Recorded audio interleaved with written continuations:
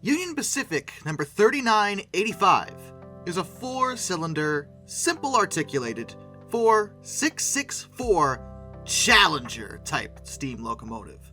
These incredibly large engines were a fine example of what steam had to offer in terms of sheer, raw power. They were designed by Union Pacific's chief mechanical engineer, Otto Jabelmann, in 1941.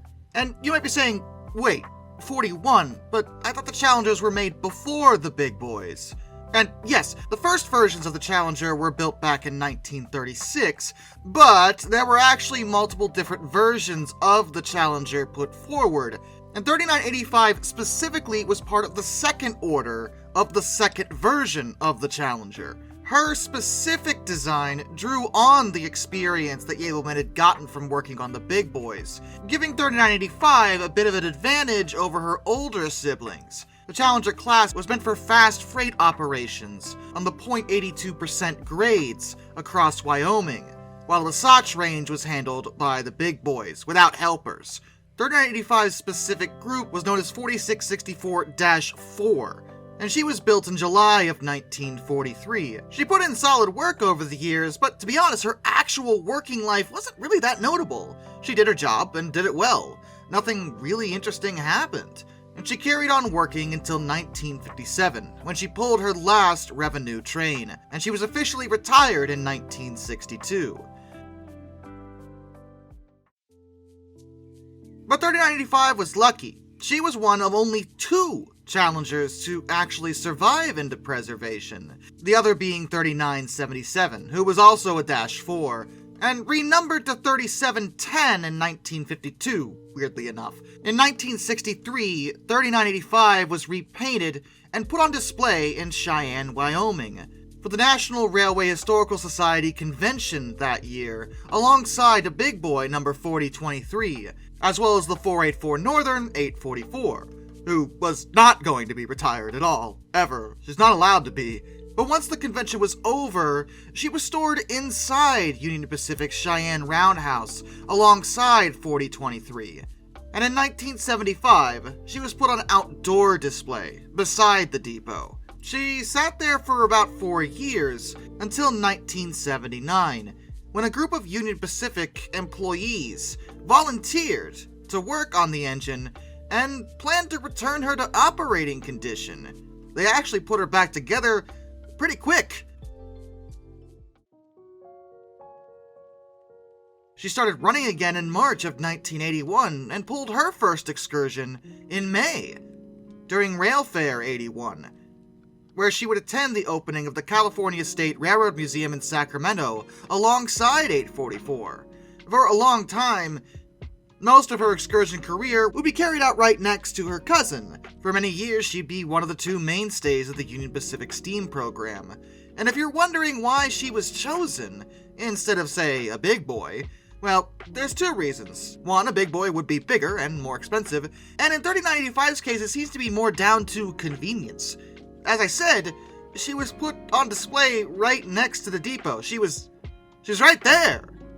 Like, you might as well fix her. You still have her.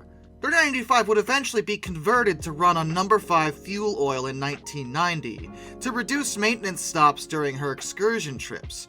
That same year, she also pulled a 143-car, double-stack train between Cheyenne and North Platte, Nebraska, per a special request by American President Lines.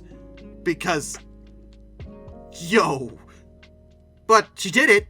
Oh yeah, she did it. In 1991, 3985 went to Rail Fair 91, alongside 844 again, and the following year, she went to the National Railroad Historical Society's convention in San Jose, California. She participated in several activities with Southern Pacific 4449, as well as Southern Pacific 2472. In November of 1992, she was selected to pull the Clinchfield Santa train, an excursion that actually ran on CSX trackage. But for that run, she was in disguise. She wasn't allowed to look like Union Pacific. Instead, she masqueraded as a Clinchfield Railroad, number 676, which was a continuation of the CRR's E3 locomotives, which were numbered 670 through 675. In May of 1993, she once again fell into disguise. No one can know. Shh! I'll never recognize her. As her own sister, 3967, as part of the 40th anniversary of the Rocky Mountain Railroad Club excursion, in which the original 3967 pulled that same excursion on May 17th, 1953. During that same run, she switched disguises to 3718, which was a continuation of the handful of 4664-4 locomotives that had been converted to run on oil back in 1945. They'd been numbered 3708 through 3717.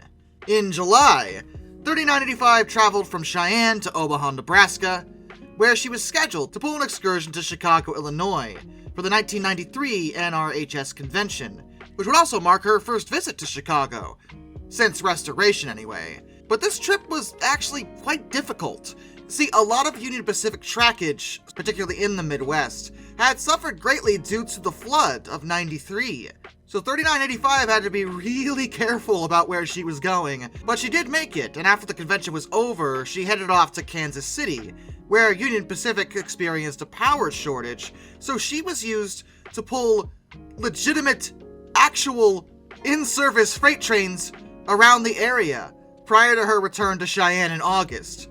So, I guess in 3985's case, you could say that her last revenue train wasn't 1957. Based on this, it was 1993. So, okay. In May of 94, she pulled another excursion on California's Cajon Pass, alongside an ABA set of EMD E9 units. In 1999, she double-headed with 844 on her way to Railfare 99. But after the event, 844 had decided it was a really great time to have some issues. She suffered a tube failure on June 24th while she was on display, so 3985 had to drag her the whole way back. In September and October of 2010, 3985 embarked on the Missouri River Eagle Tour, which would become her last in excursion service with Union Pacific. As a part of that, she was selected to pull the Ringling Brothers Barnum and Bailey Circus train from Cheyenne to Denver, Colorado, where they held a special performance to celebrate P.T. Barnum's birthday. She made her final run with Union Pacific on October 14th, 2010, after she was forced to be taken out of service for repairs, but then placed into storage.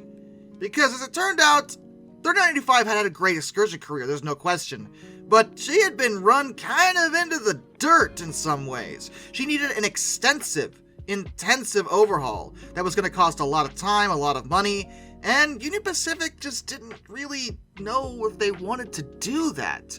It didn't help when they, at the same time, decided, oh, maybe we should restore a big boy. And then they restored 4014. Once that happened, 3985's situation changed a lot. The Union Pacific Steam Program Manager, Ed Dickens, specifically stated that he personally felt with what they had, handling 4014, 844, and 3985 was just going to be too much. As such, they decided to only press forward with 4014 and 844, leaving 3985 in storage. And she was officially retired in January of 2020, with Union Pacific making it perfectly clear they had no plans of returning her to operation. But her story doesn't end there, because Union Pacific didn't want to keep her if they weren't going to do anything with her. They didn't want to use her for spare parts or anything like that. They didn't want to waste her, and they really wanted her to go someplace where she might actually be able to run. So, on April 28th, 2022, Union Pacific officials announced that they were planning to donate 3985 alongside a 210-2, number 5511, and Centennial number 6936, an EMD DD-A40X, an unpowered E9 locomotive, as well as other rolling stock from their heritage fleet, directly to the Railroading Heritage of Midwest America, RRHMA, located in Silvis, Illinois. The reason for this is that RRHMA wanted to restore both 3985 and 5511 to operational condition, and Union Pacific felt that they would be up to the task. On May 13th, 2022, RRHMA launched a fundraiser to raise money for the work because this was going to be really expensive. I applaud it, but it was going to cost a lot. I don't know how much in the end because they're still at it right now, but it's gonna be a lot. And in November that same year, 3985 and the rest of the donated equipment were moved from the Cheyenne facility to RRHMA's large shop facility in Silvis, Illinois. As part of the restoration, RRHMA is planning to rebuild 4014's original tender to carry fuel oil instead of coal, because 4014, as it stands, is actually using 3985's tender, as it was already set up for oil, whereas 4014's hasn't been originally. They're gonna trade them back, that way each locomotive has their original tender again, once they, finish the job, which is gonna take some time. However, in January of 2023, RRHMA did announce that the restoration of 3985 had begun, and around December that same year, the new flue tubes and stay bolts for both 3985 and 5511 had arrived at their shop, which is a really good sign. It means that progress genuinely is being made on the project, and someday 3985 might be able to run again. Heck, she might even be able to meet up with 4014. That would be pretty awesome to see both of them running in one place. Or even pulling a doubleheader. Why not? Who the heck cares? Do whatever you want. We're having fun here. These are big toys, okay? And we like big toys, don't we? Don't we, people? Okay, seriously, they're not toys. Don't play on the railroad tracks. Also, I'm glad 3985 is still getting another chance to shine again. Since I feel like since 4014 has come back into service, a lot of people have kind of forgotten that, hey, they did used to run a Challenger. Her name was 3985, and she's important too. But, hopefully, in the next few years, we might have both. And... Both? Both is good.